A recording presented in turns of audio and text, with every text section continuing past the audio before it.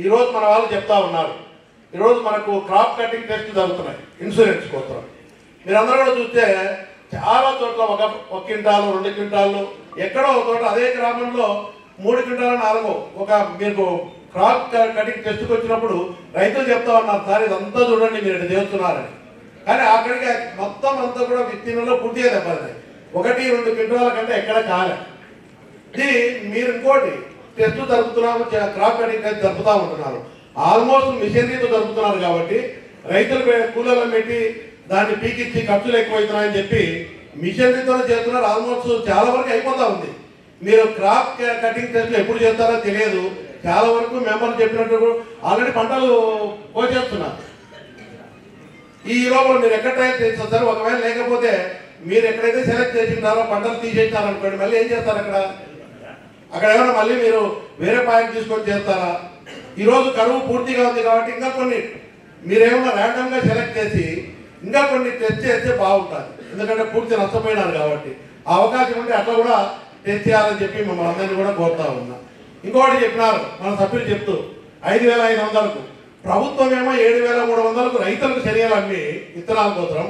ఈరోజు 5,300తో 5,500తో గవర్నమెంట్ కొంటామని, కానీ ఇప్పటి వరకు కూడా కొనలేదు. ఈరోజు గతంలో కూడా ప్రభుత్వం 6,500 పెట్టి కూడా కొనడం జరిగింది.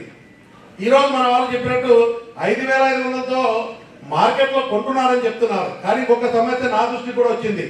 ఈరోజు పంట నాణ్యత దెబ్బతిందని చెప్పి 4,000కు కూడా ఈ రోజు కూడా కొన్న పరిస్థితి. అయ్యా మీ నాణ్యత బాగలేదు, దెబ్బతిన్నాయి, 4,000 రూపాయలకే క్వింటాలు ఏమని అంత తక్కువ కూడా కొనుగోలు జరుగుతూ ఉన్నాయి. కానీ ప్రభుత్వం మాత్రం ఇప్పటి వరకు కూడా శనగలు పంట రైతాంగం నష్టపోయింది. కనీసం మినిమం సపోర్ట్ ప్రైస్ ఇచ్చి ఇంకా పెంచి ఇవ్వాలని అడుగుతున్నారు మెంబర్లు. ప్రభుత్వం ఇంతవరకు కూడా కొనేదానికి ముందుకు రాకపోతే ఈరోజు 4,000కు 4,500 కూడా అమ్ముకునే పరిస్థితి వస్తుంది. ఎందుకు? మీ దిగుబడి బాగలేదు, క్వాలిటీ దెబ్బతినింది, మేము ఇంతకంటే కొనలేదని. రెండవది గవర్నమెంట్ కొన్నా, ఈరోజు మీరేం చేయాలా? ఇప్పుడు క్వాలిటీ బాగలేదని చెప్పి రిజెక్ట్ చేస్తున్నారు. మీరు అంతా కూడా చర్యలను ఈరోజు రైతాంగం కష్టాల్లో ఉంది. ఈరోజు క్వాలిటీ బాగలేదనో ఇలాంటి కారణాలు చెప్పి మార్కెట్ కానీ మీరు ప్రభుత్వం కొనే పరిస్థితికి వచ్చినప్పుడు మరి వస్తుందో రాదో తెలియదు. కొంటారో లేదో పంట అంతా కొనేస్తున్నారు. బయట అంతా రైతులు నష్టపోతా ఉన్నారు. బయట దళారులన్నీ కూడా రైతులు భయపెట్టి అమ్మేసుకునే పరిస్థితి, రైతులు అమ్మేసుకుంటున్నారు. మీరు కొనేటప్పుడు దీన్ని రిజెక్ట్ చేసి ఎన్నిక పంపినారు అనుకోండి, ఇప్పుడే నష్టపోయినారు. 2 క్వింటాలు 3 క్వింటాలు అయితే మీరు కొనేదానికి క్వాలిటీ అన్ని పెట్టి అవి కూడా కొనకుండా చేసే పరిస్థితికి వచ్చే రైతాంగం పరిస్థితి ఏంటి? ఈరోజు దెబ్బతిన్న పరిస్థితి మీకు తెలుసు.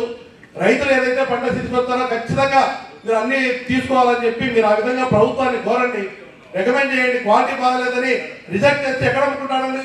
ఇట్లా 3,000కు 4,000కు మీరు కూడా కొనకపోతే రైతాంగం ఆ క్వింటాలు కూడా నష్టపోయినట్టు కూడా అమ్ముకోవాల్సిన పరిస్థితి కావాల్సిందే.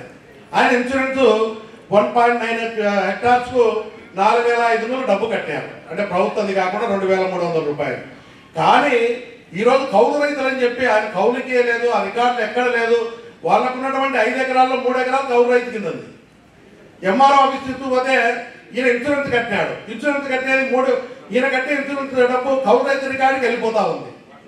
5 ఎకరాల్లో ఈయనేమో డబ్బు కట్టినాడు, ఇది ఇన్సూరెన్స్ కౌలు రైతు కింద రికార్డు ఎంట్రీ అయ్యి దాన్ని తొలగించమని చెప్తే రెవెన్యూ అధికారులు పట్టించుకోవడం లేదు మైలవరం మండలంలో. కానీ ఈయన కట్టే ఇన్సూరెన్స్ డబ్బులు కూడా కౌలు రైతుకు పోతా ఉంటాయి. దీన్ని ఎక్కడ రిఫెక్ట్ ఎక్కడ దాన్ని తీసేసి వాళ్ళ కౌలు రైతుకే లేదు.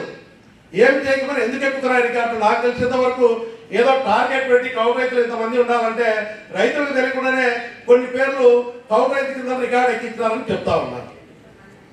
ఇలా అసలు కౌలుకి ఏదైతే అంటే ఇన్సూరెన్స్ కూడా వాళ్ళకి పోతా ఉంది. అది సీరియస్ ఇష్యూ మేడం. ఎక్కడన్నా నా దృష్టికి వచ్చింది ఒక 10 ఎకరాలు 5 ఎకరాలు కౌలు రైతు కింద పోయింది సాయం చేస్తున్నారు. కానీ వీఆర్ఓలు ఏం చేసినారంటే దాన్ని కొంత కౌలు రైతుల కింద వీళ్ళు కట్టే ఇన్సూరెన్స్ డబ్బు ఆ కౌలు రైతుకు పోతా ఉంది. ఈరోజు 4,000 రూపాయలు పెట్టుబడి పెట్టి ఇన్సూరెన్స్ కడితే కౌలు రైతుకు పోతా ఉంది. తొలగించమని అగ్రికల్చర్ ఆఫీసర్ దగ్గరికి పోతే ఇది మాకు సంబంధం లేదు, ఎంఆర్ఓ ఆఫీస్లో వీఆర్ఓలు అంతా ఎక్కించారు, వాళ్ళే తొలగించాలని చెప్తున్నారు. అంటే రైతు పేరు మీద లేకుండా అన్అఫీషియల్ గా కౌలు రైతు పేరు మీద ఎంట్రీ అయింది రికార్డులో కౌలు రైతు కింద. దాన్ని అగ్రికల్చర్ ఆఫీసర్ మా దాంట్లో కౌలు రైతు కింద చూపిస్తుంది.